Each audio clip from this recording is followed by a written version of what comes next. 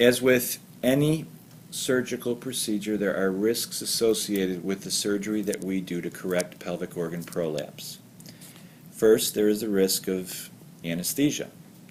Whether it be spinal or general, there are risks, and they will be discussed with you by your anesthesiologist before the surgery. There are also risks of bleeding that may require transfusion.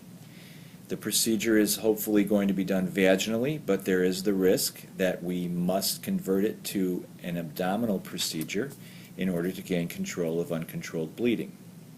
There's also the risk of damage to surrounding organs.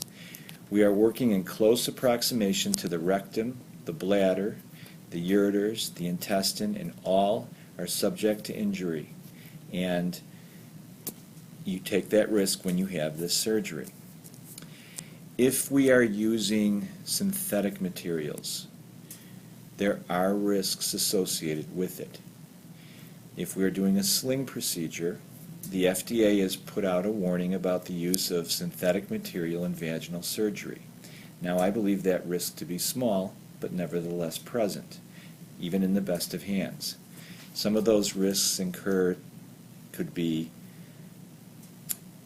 erosion of the mesh into surrounding structures such as the bladder or the ureter.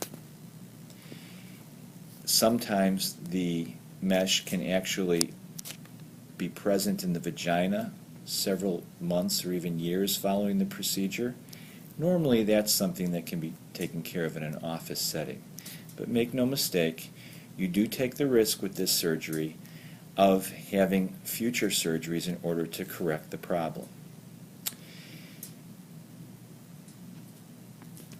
If we use biologic material, then oftentimes we ameliorate that risk. But there are other risks with the use of biologic material, which might be recurrence of the symptoms. So when we have these discussions, we take all of your specific factors that are unique to you, and we come up with the best approach.